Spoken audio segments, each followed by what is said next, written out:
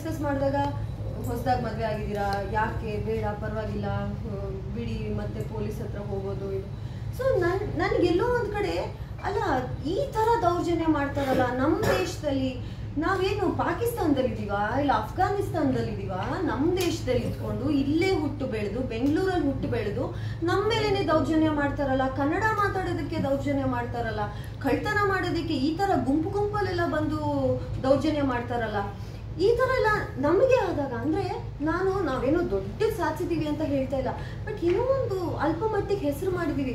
ನಮ್ಮ ಮೇಲೇನೆ ಈ ಥರ ದೌರ್ಜನ್ಯ ಮಾಡಿದಾಗ ಅಮಾಯಕ ಜನರು, ಏನೂ ತಿಳಿದೇ ಇರೋರು, ಕೂಲಿ ಕಾರ್ಮಿಕರು, ಅವ್ರ ಮೇಲೆ ಎಷ್ಟು ದೌರ್ಜನ್ಯ ಆಗಬೇಡ, ಅವ್ರ ಮೇಲೆ ಎಷ್ಟು ಈ ಥರ ದಿನ ಸಮಯದಲ್ಲಿ ನಡೆಯಲ್ಲ ಅನ್ನೋ ರೀತಿ ನೆನೆಸ್ಕೊಂಡು ನನಗೆ ತುಂಬ ಬೇಜಾರಾಯಿತು. ಆ ಒಂದು ಕಾರಣಕ್ಕೆ ನಾನು ಇವತ್ತಿದ್ದನ್ನು ಸೋಷಿಯಲ್ ಮೀಡಿಯಾದಲ್ಲಿ ಹಾಕಿದೆ.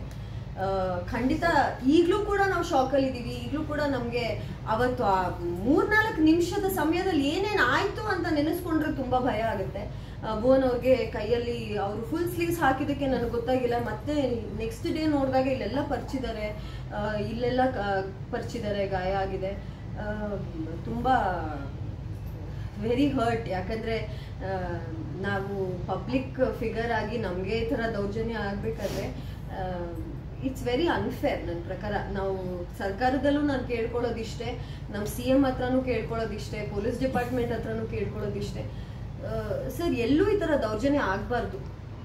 ಯಾರೂ ಒಂದು ಗುಂಪಲ್ಲಿ ಸೇರಿಕೊಂಡು ಆ ಗುಂಪಿನ ಒಂದು ಅಡ್ವಾಂಟೇಜ್ ತಗೊಂಡು ಬೇರೆ ಜನರನ್ನ ಒಂದು ದೌರ್ಜನ್ಯ ಮಾಡೋದು ತಪ್ಪಬೇಕು ಅಂತ ನಾನು ಕೇಳ್ಕೊಳ್ಳೋದು. ಸರ್ಕಾರದ ಹತ್ರನೂ ಪೊಲೀಸ್ ಹತ್ರನೂ ಕೇಳ್ಕೊಳ್ಳೋದು, ಈ ವಿಷಯನ ಚಿಕ್ಕ ವಿಷಯ ಅಂತ ಹೇಳಿ ಬಿಟ್ಬಿಡ್ಬೇಡಿ ದಯವಿಟ್ಟು. ಇಂಥ ಜನರ ಮೇಲೆ ಯಾರು ಈ ಥರ ದರೋಡೆ ಮಾಡಕ್ ಬರ್ತಾರಲ್ಲ, ಈ ಥರ ಚೈನ್ ಸ್ನ್ಯಾಚ್ ಮಾಡಕ್ಕೆಲ್ಲ ಬರ್ತಾರಲ್ಲ, ಇಂಥ ಕಳ್ಳರನ್ನ ದಯವಿಟ್ಟು ನೀವು ಹಿಡೀರಿ. ದಯವಿಟ್ಟು ಅವರಿಗೆ ಒಳ್ಳೆ ಪಾಠ ಕಳಿಸಿ. ಈಗ ಹೋಟೆಲ್ ಅವರು ಏನ್ ಮಾತಾಡಿ ರೆಸ್ಟೋರೆಂಟಿಗೆ ಹೋದ್ರಲ್ವಾ, ಅವ್ರು ಏನ್ ಮಾತಾಡಕ್ ಬಂದಿಲ್ಲ? ಅವ್ರು ಏನೂ ಇಲ್ಲ, ಅವ್ರ ಪಾಡಿಗಿದ್ರು, ಏನೂ ಇಲ್ಲ. ನಾವು ಆಕ್ಚುಲಿ ನಾವು ಅಲ್ಲಿ ಅಷ್ಟು ಬಿಸ್ನೆಸ್ ಕೊಟ್ಟಿದೀವಿ ಅವ್ರಿಗೆ, ಅಲ್ಲಿ ಊಟ ಮಾಡಿ ಬಂದಿದೀವಿ, ನಾವು ಅಷ್ಟು ಜನ ಹೋಗಿ ಊಟ ಮಾಡಿದೀವಿ. ಅಟ್ಲೀಸ್ಟ್ ಒಂದು ಕನಿಕರ ಬೇಕಲ್ವಾ? ಬಂದು ಏನಾಯ್ತು ಸರ್, ಏನಾಯ್ತು, ನಾವು ಅಷ್ಟೇ ಆಗ್ಲಷ್ಟೇ ಊಟ ಮಾಡಿ ಆಚೆ. ಆ ಹೋಟೆಲ್ ಅವರು ಯಾರು ಬಂದಿಲ್ಲ, ಬಂದು ಕೇಳು ಇಲ್ಲ. ಅದೇ ನಾನು ಹೇಳ್ತಿದ್ದೆ, ಫುಲ್ ಜನ ಅವ್ರಿಗೆ ಸಪೋರ್ಟು. ಏನೂ ಆಗಿಲ್ಲ ಬಿಡಿ ಸರ್, ಹೋಗಿ ಸರ್, ಏನಾಗಿಲ್ಲ ಹೋಗಿ ಸರ್, ಅದು ನಿಮ್ದು ದೊಡ್ಡ ಗಾಡಿ ಅಲ್ಲ ಸರ್, ಅದಕ್ಕೆ ಅವ್ರು ಉಟ್ಕೊಂಡಿದ್ದಾರೆ ಅಂತ ಏನೇನೋ ಹೇಳ್ಬಿಟ್ಟು ಹೋಗಿ ಸರ್ ಅಂತ. ಸೊ ನಮಗೆ ಯಾರು ಇಲ್ಲ ನಮ್ ಸಪೋರ್ಟ್ ಮಾಡೋರು.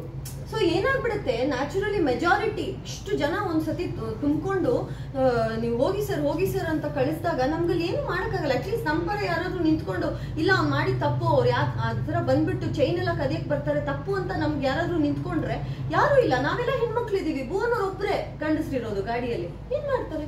ಅಲ್ಲಿದ್ದವರೆಲ್ಲ ಯಾವ ಭಾಷೆ ಮಾತಾಡ್ತಾ ಇದ್ರು ಮೇಡಮ್? ಅಷ್ಟು ಜನ ಕನ್ನಡನೇ ಮಾತಾಡಿದ್ರು. ಲಾಸ್ಟಿಗೆ ಬಂದವರು ಸಮಾಧಾನ ಮಾಡೋರು, ಶುರುವಲ್ಲಿ ಮಾತಾಡಿದವರೆಲ್ಲ ಉರ್ದು, ಕನ್ನಡ के लोग आ जाते, कहीं से आ जाते, कहीं से ಅಲ್ಲಪ್ಪ, ನಮ್ದಿದ್ದು ದೇಶ, ನಾವು ಹುಟ್ಟು ಬೆಳೆದಿದ್ದು ಬೆಂಗಳೂರು, ಕೈ ಸೆ ಅಂತಾರೆ.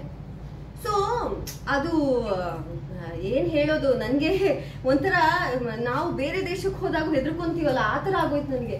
ಬೇರೆ ದೇಶದಲ್ಲಿ ಇದೀವ ನಾವು, ನಮ್ ಕರ್ನಾಟಕದಲ್ಲಿ ಇದೀವಲ್ವಾ ಅಂತ. ಈಗ ಮೊದ್ಲು ಇಬ್ರು ಬಂದ್ರು ಅಂತ ಹೇಳಿದ್ರು, ಆಮೇಲೆ